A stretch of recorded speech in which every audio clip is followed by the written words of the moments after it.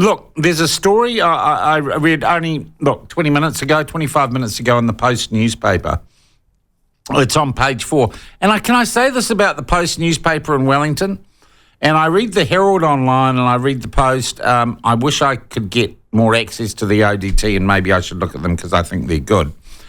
But the Post has been running some relatively good stories now, and there seems to be a marketing and, from what I understand, an administrative separation between Stuff, the parent company, and Post, which is a constituent brand run by the editor Tracy Watkins, who is an excellent journalist.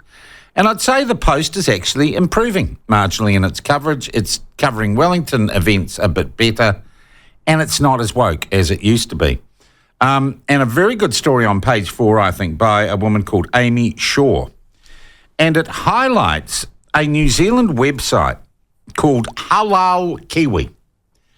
And Halal Kiwi was set up to identify restaurants in New Zealand. If you're of the Muslim faith, there are certain restrictions around eating, and your meat's got to be halal. It's sort of like the Jewish equivalent, or maybe not a good comparison, of kosher.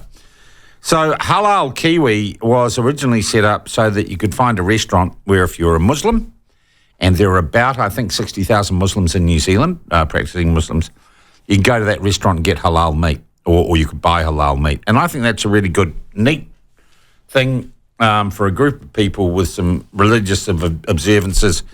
That's a great idea. Unfortunately, Halal Kiwi has done something I think incredibly disturbing for New Zealand, incredibly disturbing.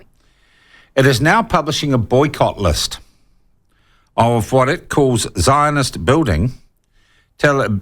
Zionist businesses in New Zealand, telling users what products and companies to boycott based on whether or not they are connected to Zionism. Now, I went and looked, and it's a pretty shocking headline, and I think for any reasonable New Zealander, it makes you feel very, very uncomfortable. Now, I went to Halal Kiwi's online this morning, and to be honest, we just need to keep this in perspective. There are only 3 companies listed on the boycott list, and I'm not going to read them out because I'm not going to take part in this hateful, and I'm going to use the word hateful, anti-Jewish discrimination, anti-Semitism. Now, the story that is published in the Post has a picture of the guy who runs the website, and he looks, well, spends a lot of time in his mum's bedroom and a beard. He looks a bit like that guy Pat Brittenden from Big Hairy News, to be honest. And it quotes our good friend and regular on the platform, Juliet Moses, the spokeswoman for the New Zealand Jewish Council. And she simply says it is anti-Semitic and I can't see any other way to look at it. Well, I agree with you. I agree with you, Julia. And as much as this website, Halal Kiwi, has absolutely no reach, the guy who's a computer programmer, his only advertiser is himself. It's a moment, and it's a bit pathetic. It's a bit rabbit hole radio-ish, really. But I think the trend that it might suggest is really concerning. And gosh, this probably goes against my basic philosophy. I think this is a point where regulation and authorities do need to step in and say, no, you cannot do this. We cannot live in a country where you suggest boycotting or damaging people commercially because of their faith. Now, they've made one mistake already and taken it down. They identified a company that they claimed was founded by a Jewish immigrant. So that's how base this is in terms of its discrimination. They said that the founder of, and look, I'm going to say it because it's untrue, and it gives you an idea of the level this idiot's working on. He said the person who founded Vogel's Bread, I mean, Vogel's Bread, is that Kiwi iconic or what? I got Vogel's in my fridge at the moment. This is the only toast to have is Vogel's. He said Vogel's was owned by a Jewish immigrant who was also a member of the New Zealand Friends of Israel Association. Now, whether or not that's true, and I think there are a whole lot of factual inaccuracies in that, and they've taken this Vogel's off their boycott list.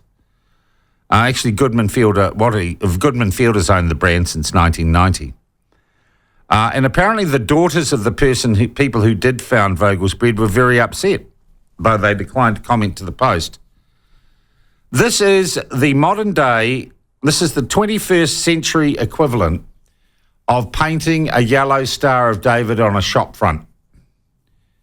And, in the 1930s in Germany. And we all know where that ends, don't we? So, this absolute moron who runs Halal Kiwi, and I'll find his name for you, I think he needs to stop, or to be honest, he needs to be stopped.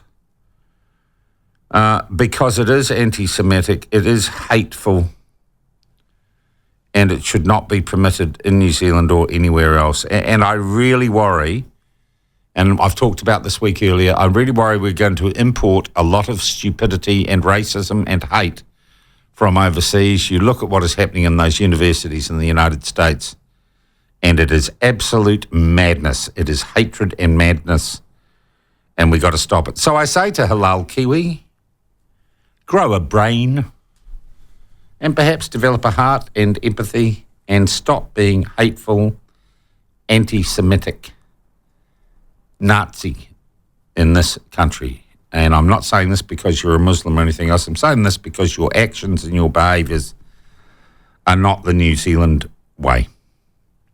All right?